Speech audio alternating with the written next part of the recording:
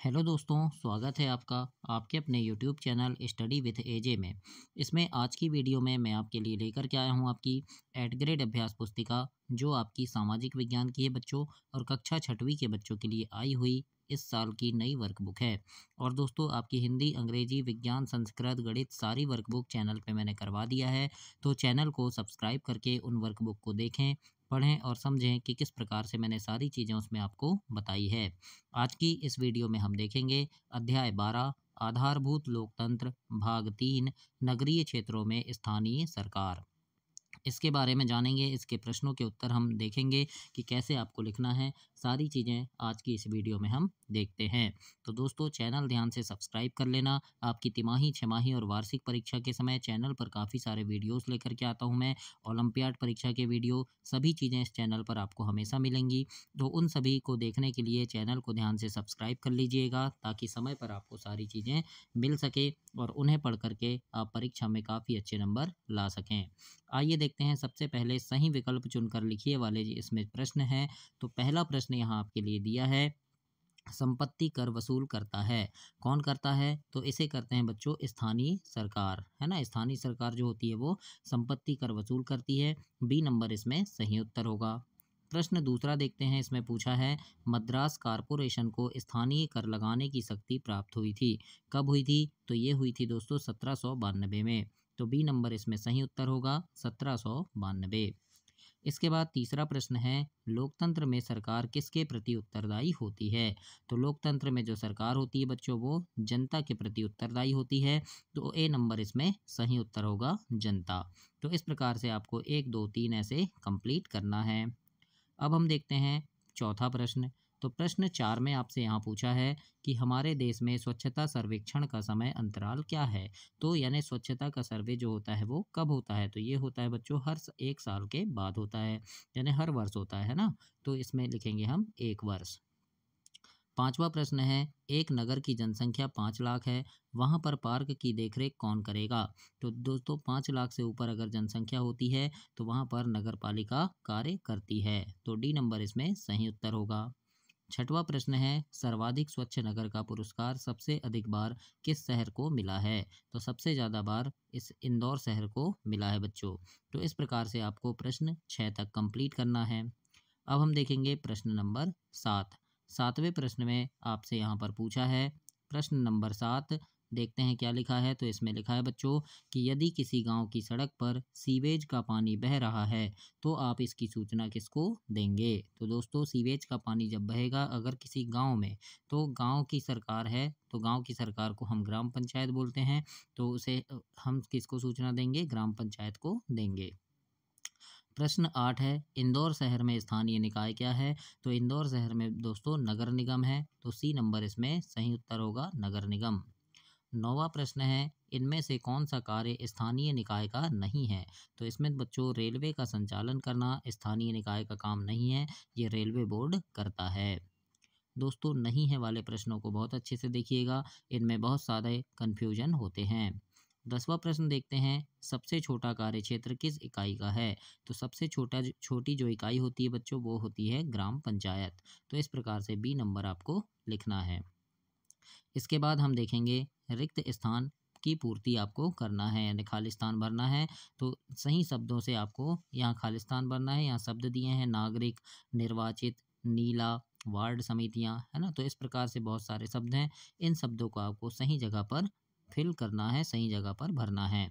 आइए देखते हैं। इसमें ए नंबर में आपसे पूछा है कि किसी शहर में सड़क किनारे एक सब्जी विक्रेता को ठेला लगाने की अनुमति पर नगर निगम निर्णय लेगा, है ना। शहर में लगाना है तो नगर निगम लेगा। बी नंबर में है, 1 लाख से कम जनसंख्या वाले नगरों में नगर पंचायत नगरीय इकाई होती है। सी नंबर है, स्वास्थ्य शिविर का आयोजन करने में स्थानीय स्तर पर सर्वाधिक सहायक वार्ड समितियां होती हैं। डी नंबर में लिखेंगे, कचरा संग्रहण गाड़ी में सूखा कचरा नीला रंग के डिब्बे में डाला जाना चाहिए, है ना, और गीला कचरा हम हरे डिब्बे में डालते हैं। अगला है, नगर पालिका को क्या कहते हैं? तो इसे म्युनिसिपल काउंसिल भी कहा जाता है। अगला है, ग्रामीण परिवेश की तुलना में नगरीय परिदृश्य सामान्यतः अधिक सघन होता है। जी नंबर देखते हैं, इंदौर नगर निगम द्वारा दी जाने वाली सेवाओं के संबंध में सीआरएम का पूरा नाम क्या है? तो सीआरएम का पूरा नाम होगा सिटीजन रिलेशनशिप मैनेजमेंट। तो इस प्रकार आप यहाँ लिखिएगा, यहाँ जगह कम है इसलिए मैंने साइड में लिखा है। आगे देखेंगे एच नंबर में पूछा है, यह सुनिश्चित करना नागरिकों का कर्तव्य है कि स्थानीय निकाय कुशल तरीके से अपना कार्य करने में सक्षम हो। इस प्रकार से आप यहाँ पर ऐसे कंप्लीट करेंगे बच्चों। अब हम आगे देखते हैं क्या लिखा है। तो आगे प्रश्न है इसमें कि नगरीय स्थानीय निकाय में नागरिकों का प्रतिनिधित्व करने वाले सदस्य जनता के द्वारा निर्वाचित होते हैं। और अगला है, अधिकांश नागरिकों के मतों में भिन्नता हो सकती है, लेकिन लोकतंत्र का मूल विचार यही है कि प्रत्येक नागरिक का मत महत्व रखता है। इस प्रकार से आपको खाली स्थान पूरा करना है और अपनी वर्कबुक में ऐसे लिखना है दोस्तों। अब इसके बाद हम देखेंगे अति लघु उत्तरीय प्रश्न। इसमें आपको छोटे उत्तर लिखने हैं और जिसमें पहला प्रश्न आपसे यहाँ पूछा है कि अग्निशमन दस्ता फायर ब्रिगेड का संचालन शहरी क्षेत्र में कौन करता है? तो फायर ब्रिगेड कौन करेगा? तो उत्तर में हमें लिखना है कि अग्निशमन दस्ता यानी फायर ब्रिगेड का संचालन शहरी क्षेत्र में नगर पालिका या नगर निगम द्वारा किया जाता है। इस प्रकार से आप प्रश्न 1 के उत्तर में लिखेंगे। आगे देखेंगे प्रश्न नंबर दूसरा और इसमें पूछा है, आपके क्षेत्र की समस्याओं का निदान करने में किस स्तर की सरकार सबसे अधिक उपयुक्त है? तो इसके उत्तर में आपको अपने हिसाब से देना है। इसमें लिखना है, मेरे क्षेत्र की समस्याओं का निदान करने में स्थानीय सरकार सबसे अधिक उपयुक्त है ना? तो ऐसे आप लिखेंगे प्रश्न 2 में। तीसरा प्रश्न है बच्चों, सुशासन का उद्देश्य क्या है? तो इसके उत्तर में आप लिखना, सुशासन का उद्देश्य जनता को पारदर्शी, उत्तरदायी, ईमानदार और प्रभावशाली शासन प्रदान करना है। इस प्रकार से आप प्रश्न 3 में लिखेंगे। अब हम आगे देखते हैं प्रश्न नंबर चौथा। चौथे प्रश्न में प्रश्न है कि कचरे के हरे डिब्बे में कैसा कचरा डाला जाना चाहिए? तो इसके उत्तर में हम लिखेंगे, कचरे के हरे रंग के डिब्बे में गीला कचरा डालना चाहिए, जैसे सब्जी के छिलके, फलों के छिलके, बचा हुआ खाना और पत्तियां आदि। तो इस प्रकार से आप प्रश्न 4 के उत्तर में लिखेंगे बच्चों। आगे देखते हैं प्रश्न नंबर 5वां। 5वें प्रश्न में आपके लिए पूछा है कि महानगर निगम किसे कहते हैं? तो इसके उत्तर में हम लिखेंगे, जहां लोगों की जनसंख्या 10 लाख से अधिक होती है, इसी स्थानीय निकाय को हम महानगर निगम कहते हैं। ऐसा आपको प्रश्न 5 में लिखना है। छठवां प्रश्न है, नगर पालिका के गठन के लिए कितनी जनसंख्या होनी चाहिए? तो उत्तर में लिखेंगे, नगर पालिका के गठन के लिए नगर की जनसंख्या लगभग 1 लाख से 10 लाख के बीच होनी चाहिए।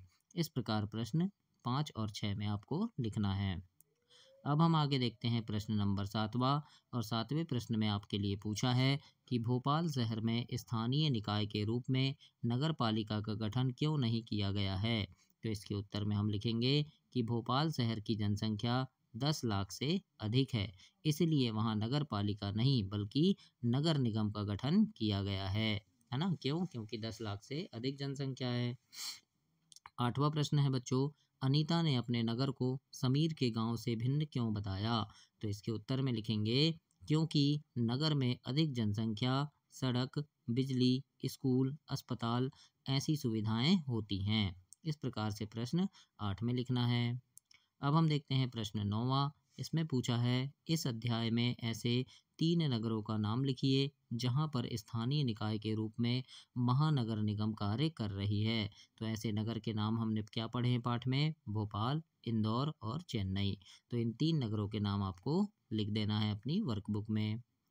अब हम देखते हैं प्रश्न 10वां और इसमें पूछा है आपसे, सीआरएम का पूरा नाम लिखिए। ये खालिस्तान में भी हमने लिखे थे, तो यहाँ पर भी आप लिख देना, सीआरएम का पूरा नाम सिटीजन रिलेशनशिप मैनेजमेंट या नागरिक संबंध प्रबंधन है। हिंदी में नागरिक संबंध प्रबंधन बोलेंगे और अंग्रेजी में सिटीजन रिलेशनशिप मैनेजमेंट।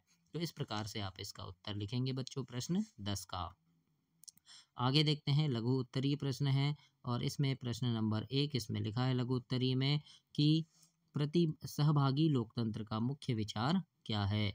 तो इसके उत्तर में हम लिखेंगे, सहभागी लोकतंत्र का मुख्य विचार यह है कि जनता शासन प्रणाली में सक्रिय भाग ले, जैसे चुनाव में मतदान करना, जन समस्याओं पर चर्चा, कार्यों में सहयोग करना।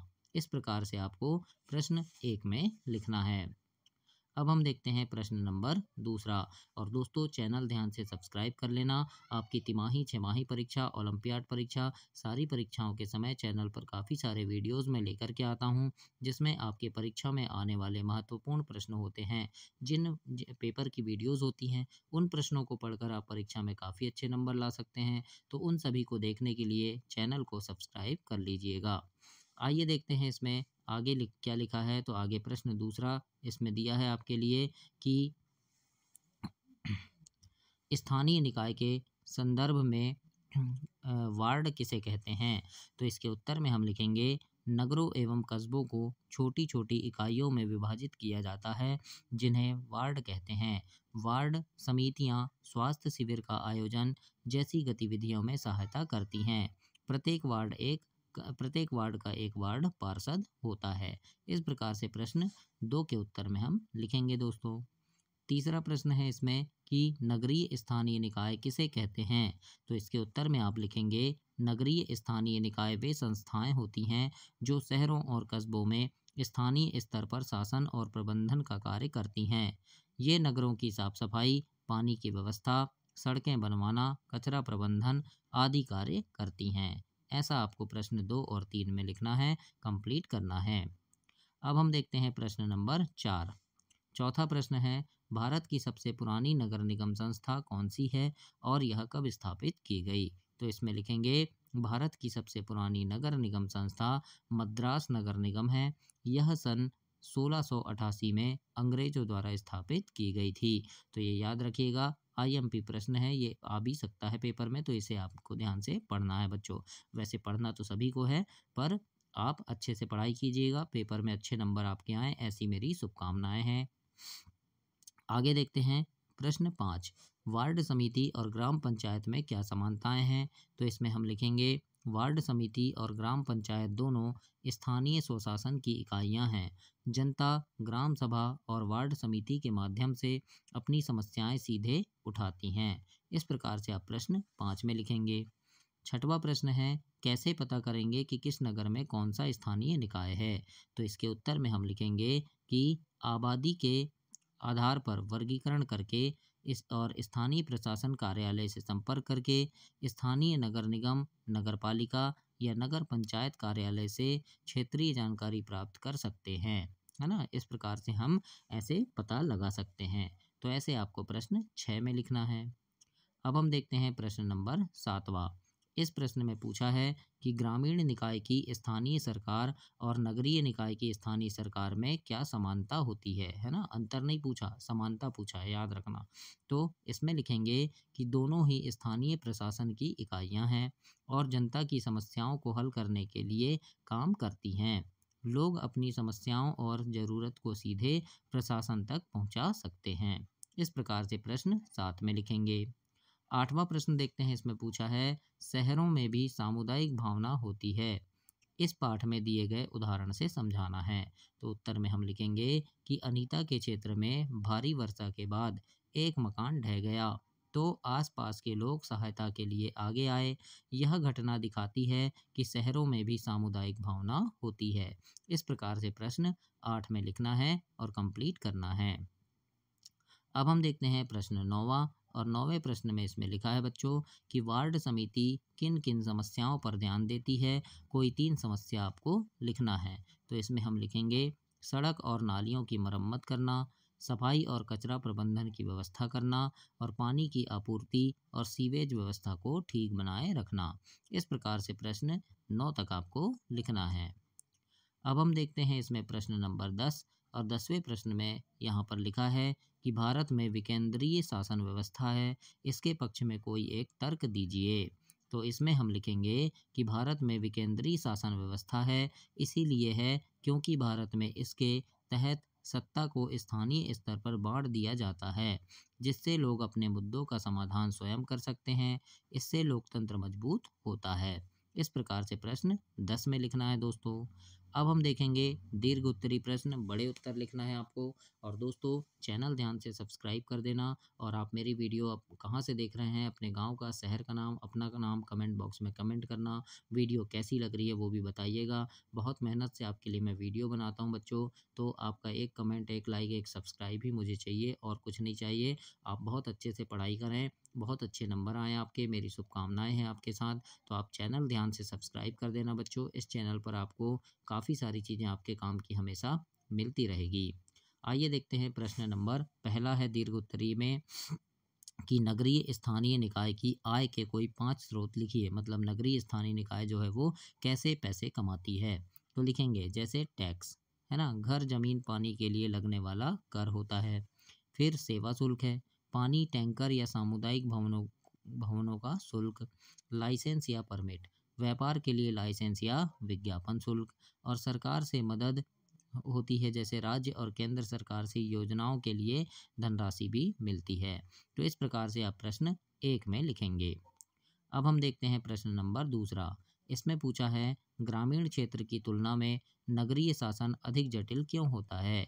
तो इसमें लिखेंगे नगरों में जनसंख्या अधिक होती है, जिससे प्रशासन का काम बढ़ जाता है। नगरों में पानी, सीवर, कचरा, ट्रैफिक, सड़कें, कचरा, स्वास्थ्य सेवाएं जैसी सुविधा उपलब्ध होती है करानी होती है।